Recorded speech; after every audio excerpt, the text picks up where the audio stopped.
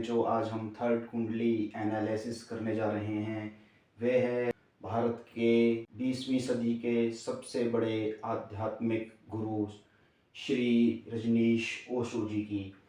उनके भक्तों के लिए यह भगवान थे। पूरे विश्व में ओशो के नाम का डंका बजता था। उसके पीछे थे दोस्तों उनके विचार। कई लोग ओशो को बिजनेसमैन भी कहते हैं, कोई ओशो को पाखंडी कहता है। कई लोगों को ओशो अब भी समझ में नहीं आते, वह अब भी ओशो को नहीं जान पाते।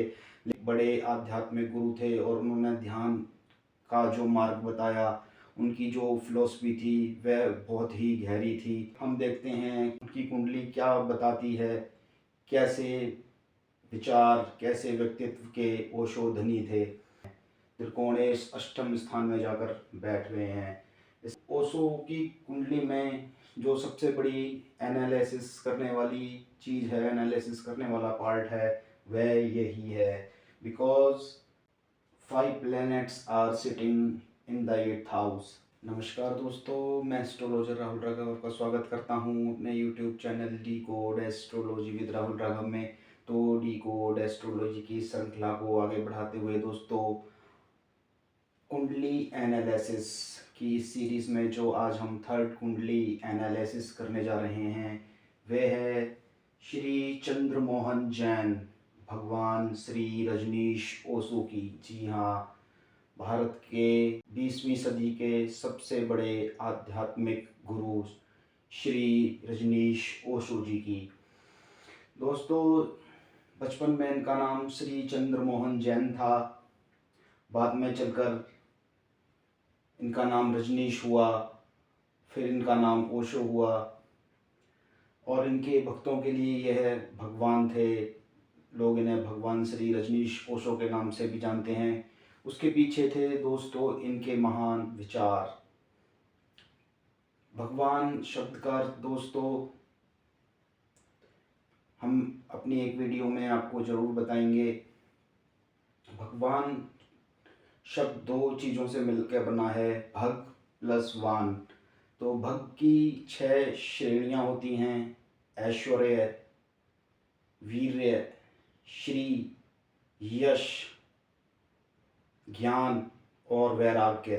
जिसमें ये 6 गुण प्रचुर मात्रा में अनंत हों, वही भगवान कहलाया जाता है। तो भगवान श्री रजनीश ओशो के भक्त भी उन्हें शायद भगवान इसलिए ही कहते हैं क्योंकि ओशो के पास भी दोस्तों वह सारी चीज़ थी। हालांकि वह अनंत नहीं थी, लेकिन फिर भी 20th सेंचुरी में दोस्तों पूरे विश्व में ओशो के नाम का डंका बजता था। उसके पीछे थे दोस्तों उनके विचार, उनकी फिलॉसफी। वह 20th सेंचुरी के सबसे महान विचारक, महान दार्शनिक, फिलोसफर थे। उसके साथ वह थे आध्यात्मिक गुरु, जिन्होंने ध्यान की गहराइयों में उतरकर व्यक्ति को आध्यात्म की ओर ले जाने का मार्ग दिखाया।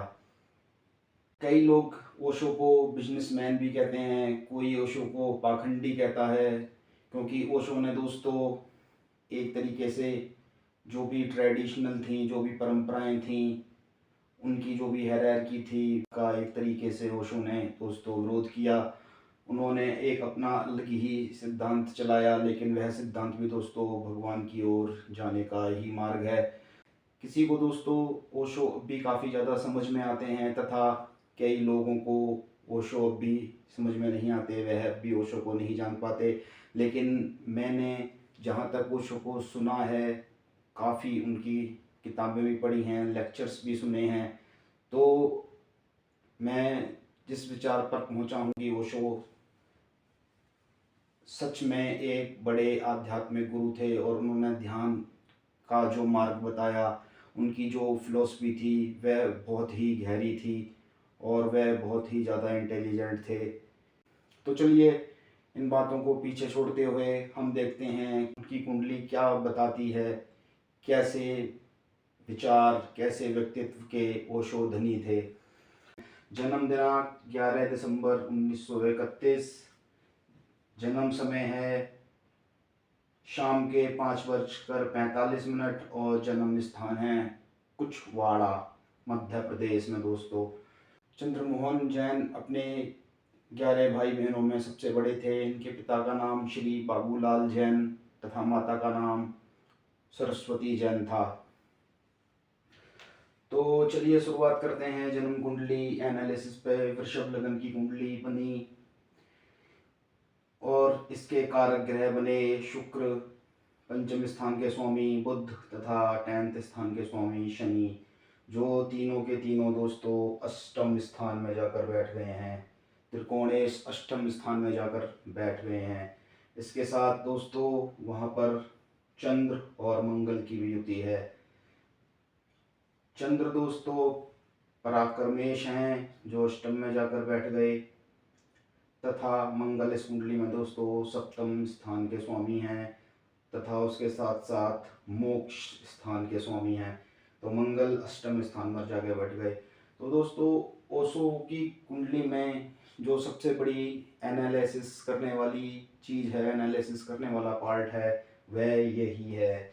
Because 5 planets are sitting in the 8th house and only 4 planets are outside from the 8th house। तो देख चलते हैं दोस्तों, बढ़ते हैं आगे।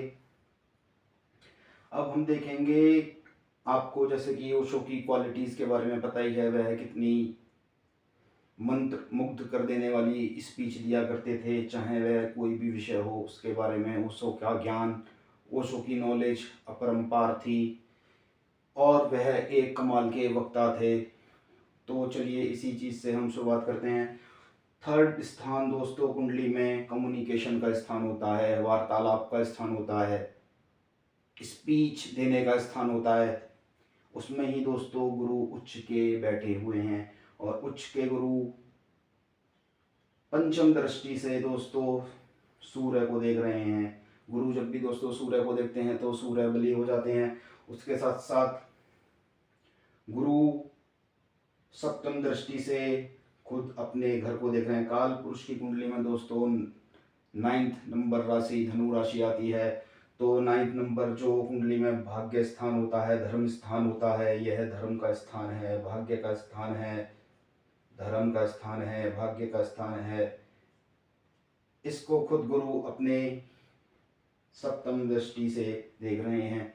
तो ओशो धार्मिक थे। ओशो ने हालांकि परंपराओं को, रूढ़िवादिताओं को जो समाज में चलती आ रही थी उनसे अलग हटकर, लीक से हटकर ओशो ने एक मार्ग चुना, ध्यान और वैराग्य का।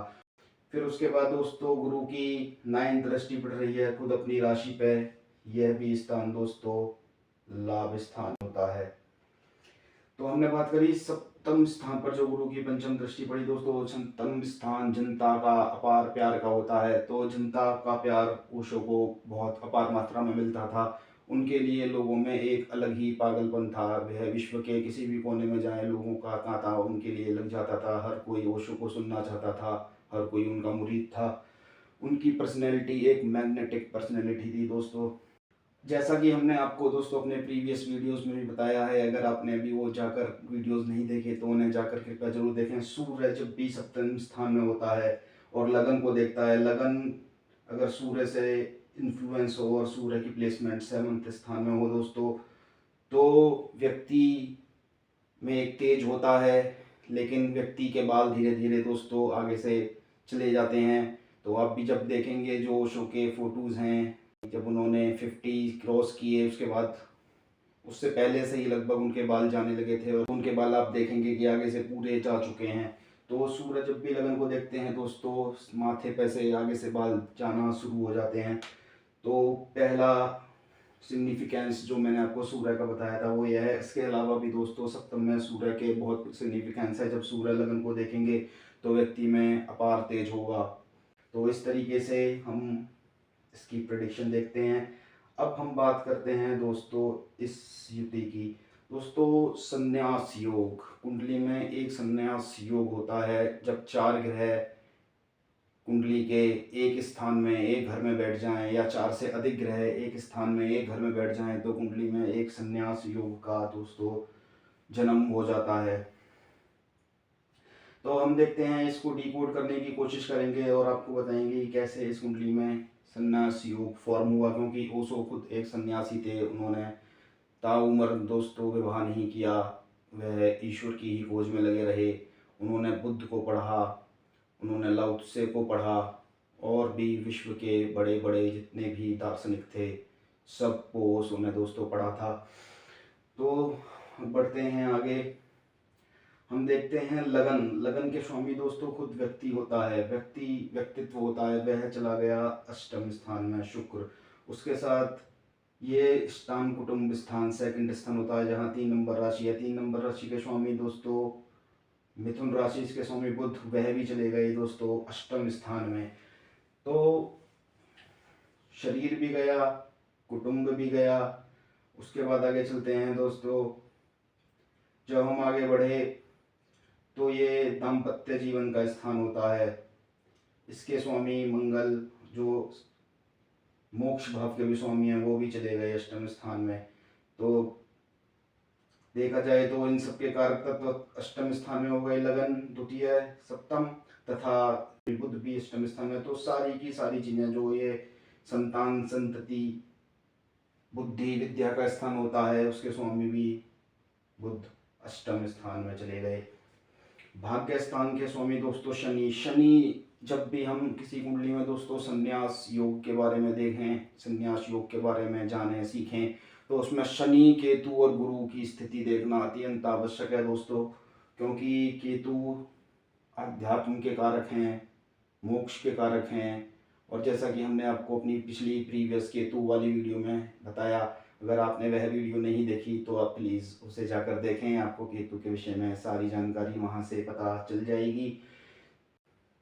शनि हम बात कर रहे थे, शनि केतु और गुरु का एक आध्यात्मिक व्यक्ति के जीवन में, एक सन्यासी व्यक्ति के जीवन में बड़ा ही महत्व होता है। कोई भी बगैर शनि के सन्यासी नहीं बन सकता, बगैर केतु के सन्यासी नहीं बन सकता। तो शनि भी दोस्तों धर्म स्थान के स्वामी होकर अष्टम में चले गए। अब हम देख लेते हैं अष्टम किस चीज का स्थान होता है। 8th हाउस दोस्तों, 8th हाउस होता है गूढ़ चीजों का, छुपी हुई चीजों का। जिस व्यक्ति के 8th हाउस दोस्तों एक्टिवेट होता है, ऐसा व्यक्ति जितना ऊपर होता है जमीन के, उतना ही वो जमीन के नीचे होता है दोस्तों। आप उसको पता नहीं कर सकते कि यह व्यक्ति कितनी नॉलेज अपने अंदर ले रहा है, कितना इसके अंदर ज्ञान है। अष्टम स्थान दोस्तों मूलाधार चक्र का भी है। तो जब इतने सारे ग्रह ओशो के यहाँ पर बैठे, तो ओशो ने अपने अष्टम स्थान को दोस्तों एक्टिवेट करना शुरू किया ध्यान के माध्यम से। तो ध्यान, मेडिटेशन, ये भी दोस्तों हम 8th स्थान से देखते हैं। तो उसमें जब इतने सारे ग्रह जाके बैठ गए, तो ओशो की दोस्तों सारी शक्तियाँ, सारे चक्र जागृत थे, तभी वह इतने बड़े ज्ञानी थे। तो ये मूलाधार चक्र को भी एक्टिवेट करने के लिए एक योग बना। शुक्र जब भी दोस्तों अष्टम स्थान में होते हैं, ऐसे व्यक्तियों का मूलाधार चक्र एक्टिवेट होता है, और वो एक अध्यात्म के प्रति उनकी एक रुचि, ध्यान के प्रति, योग के प्रति रुचि बनी ही रहती है दोस्तों। अष्टम स्थान अध्यात्म का स्थान है, स्पिरिचुअलिटी का स्थान है, ध्यान का स्थान है। डीप मेडिटेशन जो हम देखते हैं वह 8th स्थान से देखते हैं। काल पुरुष की कुंडली में दोस्तों, काल पुरुष की कुंडली में यहाँ पर 8th राशि पड़ती है, 8th राशि जो कि वृश्चिक राशि है। तो वृश्चिक राशि दोस्तों मूलाधार चक्र पर पड़ती है। तो जब भी यहाँ पर शुक्र होते हैं और ये सभी ग्रहों का कॉम्बिनेशन बैठता है, तो ऐसा व्यक्ति आध्यात्मिक होता है, वह साधना करता है, ध्यान करता है, योग करता है। अब लोग ये भी प्रश्न करेंगे कि सारे के सारे त्रिकोणेश और कुटुंब स्थान के स्वामी 5 ग्रह, अष्टम स्थान तो बड़ा ही कुंडली का निकृष्ट स्थान होता है। यह स्थान में जाकर तो व्यक्ति को रिजल्ट नहीं मिलते। व्यक्ति की अगर इन ग्रहों की दशा आ जाए तो उसे बड़ा कष्ट होता है, वह होता है, वह जरूर होता है दोस्तों। लेकिन उसके लिए, उसके शुभ फल लेने के लिए आपको क्या करना पड़ेगा, जो ओशो ने किया, आपको ध्यान में ले जाना पड़ेगा, मेडिटेशन में ले जाना पड़ेगा, प्राणायाम करने पड़ेंगे, और जो जो चीज़ उन्होंने छोड़ी उन चीज़ों को आपको छोड़ देना पड़ेगा। तो आपके ये ग्रह यहाँ पर एक्टिवेट हो जाएंगे। और देखिए कितना अच्छा रिजल्ट ओशो को उन्होंने दिया कि पूरे वर्ल्ड में ओशो का डंका बजता है दोस्तों। वह 20th सेंचुरी सबसे प्रसिद्ध धार्मिक गुरु थे, उसके साथ सबसे बड़े विवादास्पद धर्म गुरु भी थे। तो कुंडली का 8th स्थान दोस्तों, हमने बात कर ली स्पिरिचुअलिटी की, अध्यात्म की और ध्यान की। तो उनकी कुंडली के इस पॉइंट से ये बात 100% सत्य साबित होती है कि वह जो थे, जो दिखते थे वह वही थे। हाँ, हम बात कर रहे थे नॉर्मल व्यक्ति की। अष्टम स्थान दोस्तों, अष्टम स्थान जो है, जो होता है वह बड़ा ही गूढ़ विद्याओं का होता है, रहस्य का होता है, आध्यात्मिक शक्तियों को जागृत करने का होता है, योग का होता है, मेडिटेशन का होता है, और जो चीज़ आपको दिखती नहीं है उसका होता है। ऐसे व्यक्ति जितने ज़मीन के ऊपर होते हैं उतने ज़मीन के नीचे होते हैं। इसका मतलब यह है कि आपको नहीं पता कि जितना वह दिख रहा है, जो वह दिख रहा है, उससे कहीं ज़्यादा आध्यात्मिक ज्ञान उसके पास है। उसके पास वह ऊर्जा है जो किसी को भी हील कर सकती है, किसी को भी रिलीफ पहुंचा सकती है। वह भी दोस्तों अष्टम स्थान से देखा जाता है। अब हमने बात कर ली अष्टम स्थान की। यहाँ पर पंचम में स्थान में दोस्तों केतु बैठे हुए हैं। केतु, जैसा कि मैंने आपको बताया था, केतु अध्यात्म के कारक हैं, मोक्ष के कारक हैं, स्पिरिचुअलिटी के कारक हैं। तो इनका माइंड शुरू से उसी ही टेंडेंसी में केतु के द्वारा चलता रहा, लेकिन परंपरा होती है उसको ओशो ने नकार दिया। वह बागीत हो गए और उन चीज़ों के विरुद्ध चल पड़े। हमने बात कर ली थी दोस्तों गुरु की, कम्युनिकेशन की। इनकी स्पीच देने की पावर बड़ी ही ज़बरदस्त थी, क्योंकि गुरु दोस्तों इस कम्युनिकेशन के स्थान में बैठे हुए हैं और उच्च राशि के होकर बैठे हुए हैं। उच्चस्थ गुरु दोस्तों पराक्रम भाव में। तो जब भी ये स्पीच देते थे, आप इनकी स्पीच कभी सुनिए, कभी देखिए, उसमें कितना तेज होता था, कितना ज्ञान होता था। तो इस हिसाब से हम देखें तो ओशो की पूरी जन्म कुंडली बिल्कुल सटीक चीज़ बताती है जो वह सच में थे। तो आशा करता हूँ दोस्तों आपको ये जन्म कुंडली एनालिसिस अच्छा लगा होगा। हमारे चैनल से दोस्तों ज्योतिष और अध्यात्म से संबंधित और भी वीडियोस हैं, आप कृपया उनको भी जाकर देखें। और हाँ, अगर आपने हमारा चैनल अभी सब्सक्राइब नहीं किया है तो कृपया उसे जल्द सब्सक्राइब करें, अभी सब्सक्राइब करें और बेल का बटन दबाकर नोटिफिकेशन ऑन कर लें, ताकि जब भी हमारी वीडियो अगली बार आए तो आपको पता चल जाए। तो चलिए, आप अपना ख्याल रखिए, फिर मिलते हैं हम ऐसे ही किसी वीडियो में। डिकोड एस्ट्रोलॉजी की सीरीज़ को कंटिन्यू करेंगे। तब तक के लिए जय सिया राम।